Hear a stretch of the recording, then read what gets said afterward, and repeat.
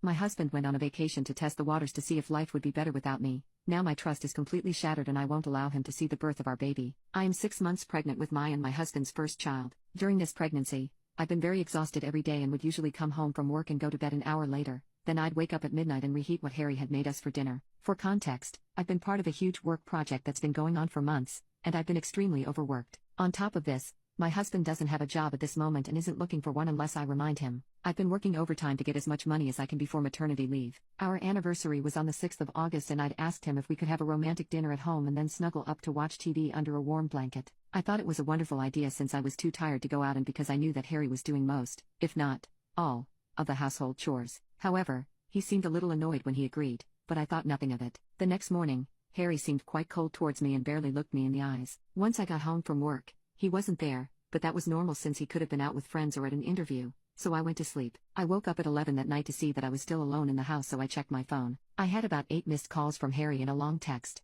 I'm summarizing, but the text read, "I understand how tired you are because of this pregnancy and you having to work extra hours most days, but I'm over being ignored every day and having a 5-minute conversation with you every so often. You expect me to do all the housework and plan our boring anniversary alone. I'm really annoyed, so I'm staying at a friend's tonight. Text me when you see this." Of course, I called him and texted him about being sorry and wanting to talk, but I never got an answer. In the morning, I called my boss about having a day off and spent most of it waiting for Harry and planning my apology. However, when he came home, he silently handed me a rose and a card saying that he loved me but needed a few days away from me to figure out what he's going to say/do. Then, those days became a week. This part happened on the 13th, 8 days later. I messaged him every day and he would constantly say that he needed one more day, or just another night at his friend's to figure this all out. But on the 13th, I decided to go to the friend's home he was staying at to confront him. So I drove over, nearly 30 minutes away, and banged on the door so hard that I could hear it echo from inside. By this point, I'd realized that I should have put more effort into our relationship, but he also should have talked to me about this instead of running away. Harry's friend came to the door and was confused but pleased to see me. He seemed a little on edge as I talked to him and he had to break the silence every so often with comments about my pregnancy and how he couldn't wait to meet the baby. Finally,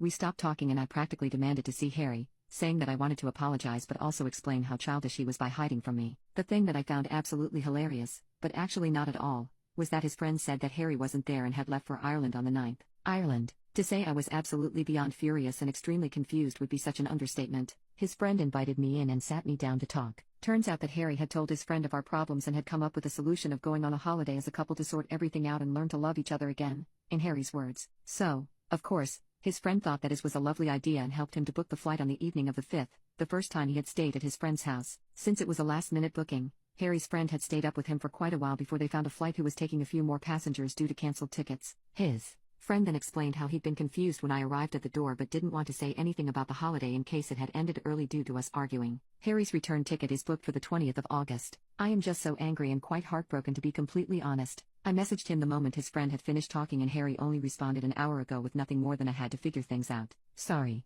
So now I'm home alone, again, and trying to figure out what I'm going to do/say when he gets home. Anyway, thanks for reading about how my life is going. Small update, 2 days later, I've had a longer think. I'm not deciding anything until our talk, but I definitely won't be staying in my home with him after this. I can't trust him not to run away again. I'll talk more about this on my actual update, but I've gained some self-respect and realized he's being I talked to my mom and she's happy for me to move in with her on the 21st and I'm free to stay for as long as I need to. Update post, 6 days later. I want to start this out by saying that a lot of questions have been answered since Harry came home yesterday evening. The main one is that he did use the second ticket but for his sister. For the last few days, Harry's friend has been living with me and helping me through this. One way was that he scheduled couples and individual counselor for Harry and I. I have also been calling my mom every day since the 13th, and with the one counseling session, Harry's friend, and my mom all giving me the same advice, I scheduled an early maternity leave with a slight bonus to each paycheck because of all my overtime and unpaid help. I officially leave work in 4 days. Back to yesterday, Harry's friend went to pick Harry up and sent me photos of who he was with as reassurance that it was his sister, Tiff. When they arrived, I'd prepared dinner and cleaned the downstairs of our home so that we could have a civilized conversation without hunger or distractions stopping us. Harry looked extremely tired and he seemed to be on the verge of crying the moment I opened the door to them all. I was incredibly patient for the sole reason of being able to get through this discussion in one piece, and so when Harry wouldn't speak, I let Tiff explain why she had gone with him. Tiff is a lovely lady who helped me through the few months before my pregnancy. However, Harry didn't stay in close contact with her and I lost touch when the work project started. Because of this, she had no clue about anything going on until Harry called her and said that he had a spare ticket to Ireland. At first, she was reluctant since she knew that I was pregnant, and so she tried to ask why he would leave and if I was with someone who could care for me. Eventually, Harry snapped and told her the real reason of why he was going away.